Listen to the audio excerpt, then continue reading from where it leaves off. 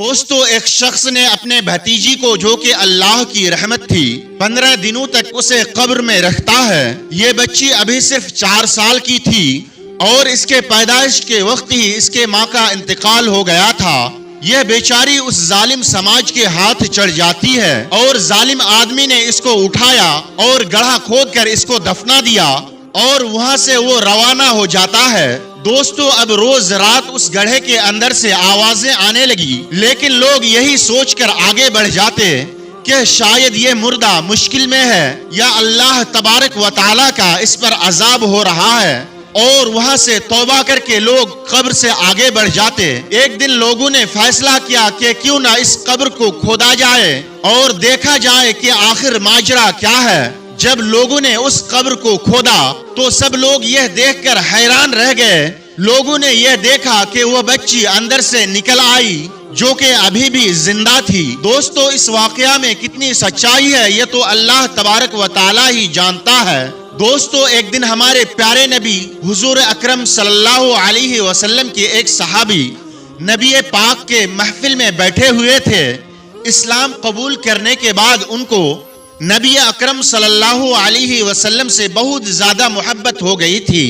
نبی اکرم صلی اللہ علیہ وسلم نے ان سے کہا، آج مجھے کوئی دردناک واقعہ سناؤ۔ تو انہوں نے کہا، یا رسول اللہ صلی اللہ علیہ وسلم، اب تو آپ کے نظر کرم کے صدقے ہمارے دل بدل چکے ہیں، لیکن زمانہ جاہلیت میں میں بہت زیادہ ظالم انسان ہوا کرتا تھا۔ اتنا ظالم تھا کہ پوری بستی میرے ظلم کی وجہ سے پوری بستی مجھ سے ڈرتی تھی۔ لوگ مجھے بہت بہادر مانتے تھے کیونکہ ہم اسلام سے پہلے بچیوں کو زندہ دفن کر دیا کرتے تھے، اور میں نے ان اپنے ظالم ہاتھوں سے گاؤں کے 80 سے زیادہ بیٹیوں کو زمین میں دفن کیا ہے۔ اتنا سننا تھا کہ نبی اکرم صلی اللہ علیہ وسلم کے آنکھوں میں آنسوؤں کی جھڑی آ جاتی ہے۔ آپ صلی اللہ علیہ وسلم نے فرمایا، تمہیں یہ سب کرتے ہوئے ذرا بھی اللہ کا خوف نہیں آیا، ذرا سی شرمندگی بھی نہیں ہوئی؟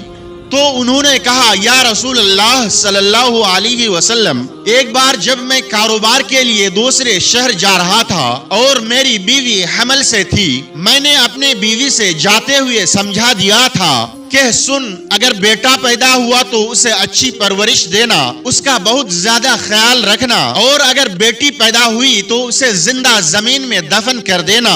میرے جانے کے بعد اللہ تبارک و تعالی نے اسے نہایت خوبصورت بیٹی سے نوازا اور اس نے اس کی خوب اچھی طرح سے پرورش کی، اور میں جب 5 سالوں کے بعد اپنے گھر کو واپس لوٹا تو میں دیکھتا ہوں کہ میں نے جیسے ہی دروازہ کھٹکھٹایا، اندر سے آوازیں آ رہی ہوتی ہے جو ایک ننھی بچی کی آوازیں تھی۔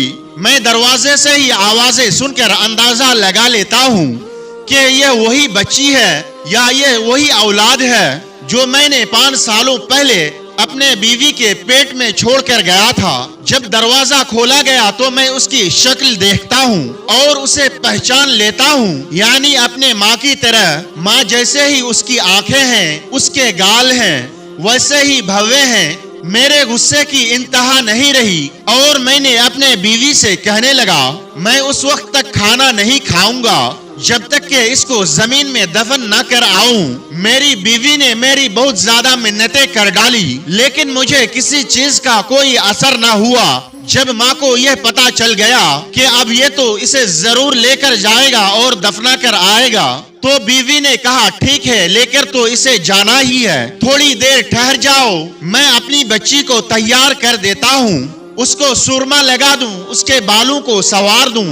ماں تو آخر ماں ہوتی ہے، اس کی حسرتیں بہت زیادہ ہوتی ہیں۔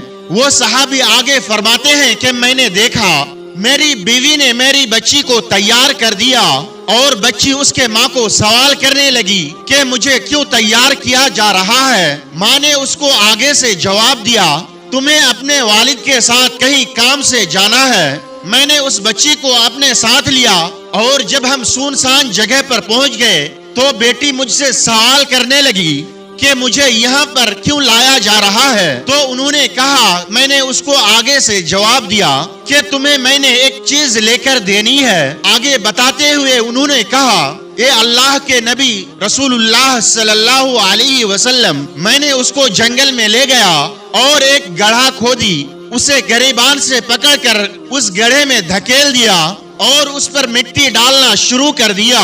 بچی روتی رہی لیکن مجھے ترس نہ آیا، وہ چیخے بھی مارتی رہی لیکن پھر بھی ترس نہ آیا، مجھ سے التجا کرتی رہی، مجھ سے کہتی رہی میرا قصور کیا ہے، میری کیا غلطی ہے، اور کہنے لگی مجھے ایسے کیوں دفن کیا جا رہا ہے، میں نے ایسا کیا کام کیا ہے، مجھ پر ظلم نہ کرو، مجھے کیوں مار رہے ہو، میرے ساتھ ایسا نہ کرو، ابا ابا کہہ کر وہ مجھ سے پکارتی رہی، لیکن پھر بھی میں نے اس کی ایک نہ سنی، وہ بولتی رہی اور چیختی رہی اور مجھ سے کہتی رہی ابا مجھے مت مارو، لیکن میں ایسا ظالم تھا، میں نے اس کی کوئی آوازیں نہ سنی، وہ مجھ سے بہت زیادہ التجا کرتی رہی، میں نے کیا کیا ہے، مجھے کیوں مارتے ہو؟ وہ بار بار مجھ سے سوال کرتی رہی، جیسا کہ میں نے پہلے بھی بتایا، میں نے پھر بھی اپنے ہاتھوں کو نہیں روکا، اس کی آوازیں آج بھی میرے رونگٹے کھڑے کر دیتے ہیں۔ اور جب نبی پاک صلی اللہ علیہ وسلم نے یہ سارا واقعہ سنا تو آنکھیں رو رو کر نم ہو گئی تھی اور آپ صلی اللہ علیہ وسلم کی آنکھوں سے آنسو جاری ہو گئے تھے۔ پیارے دوستو، اسلام سے پہلے بیٹیوں کی کوئی عزت نہیں تھی، لوگ کسی بیٹی کے باپ ہونے کو اپنے لیے شرم کی بات سمجھتے تھے، لوگ اپنے بچیوں کو زندہ درگور کر دیا کرتے تھے، اور جو شخص اپنے بیٹی کو مارتا تھا اس کو سماج میں بہت زیادہ بہادر آدمی سمجھا جاتا تھا، اس آدمی کو بہت زیادہ عزت کی نگاہ سے دیکھا جاتا تھا۔ لیکن ہمارے پیارے نبی اکرم صلی اللہ علیہ وسلم کے آنے کے بعد بیٹی کی اہمیت دنیا والے کو بتائی۔ آپ صلی اللہ علیہ وسلم نے فرمایا، بیٹی اللہ تبارک و تعالیٰ کی رحمت ہے۔ حضور اکرم صلی اللہ علیہ وسلم نے فرمایا، وہ لوگ بڑے خوش نصیب ہیں جن کی پہلی اولاد بیٹی ہوتی ہے۔ اللہ رب العزت کے بارگاہ میں دعا ہے کہ یا رب کریم بیٹی کے والدین کو دونوں جہانوں میں خوشیاں نصیب فرمائے اور ہر بیٹیوں کے نصیب کو اللہ تبارک و تعالی روشن فرمائے، سب کی عزت و آبرو کی حفاظت فرمائے، اور اللہ تبارک و تعالی بیٹیوں کے والدین کی رزق میں خوب برکتیں عطا فرمائے تاکہ وہ اپنے بچیوں کا صحیح طور سے حق ادا کر سکے، انہیں دینی تعلیم پڑھا لکھا کر اچھی طرح سے پرورش کر سکے، انہیں اپنے گھر کا اچھی طرح سے ذمہ دار بنا سکے، آمین یا رب العالمین۔ دوستو، امید کرتے ہیں کہ آج کی ہمارا یہ ویڈیو آپ کو ضرور پسند آئی ہوگی۔ حضور اکرم صلی اللہ علیہ وسلم کے فرامین بیٹیوں کے تعلق سے آپ نے سنے، کمنٹ باکس میں جا کر اپنی رائے بھی پیش کریں اور کم سے کم ایک مرتبہ سبحان اللہ لکھ کر آپ بھی نیکیوں کے حقدار ضرور بنیں، اور آج کے اس ویڈیو کو اپنے دوست و احباب کے ساتھ زیادہ سے زیادہ شیئر کرنا نہ بھولیں۔ دوستو، ابھی تک اگر آپ نے اس ویڈیو کو لائک نہیں کیا تو الوداع کہنے سے پہلے اسے لائک بھی ضرور کر لیں، اور اسی کے ساتھ ہمارے اس ویڈیو کو زیادہ سے زیادہ شیئر کرتے رہیں تاکہ ان ویڈیوز کو دیکھ کر لوگوں کی زندگیاں، ان کی سوچ اور فکر تبدیل ہو سکے۔ اللہ ہمیں، آپ کو اور سب کو اس کار خیر کی حصہ بننے کا توفیق بخشے۔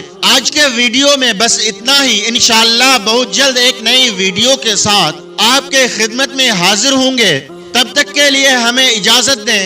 اللہ تبارک و تعالی ہم سب کو اپنا حفظ و امان عطا فرمائے۔ اللہ حافظ۔ السلام علیکم ورحمۃ اللہ۔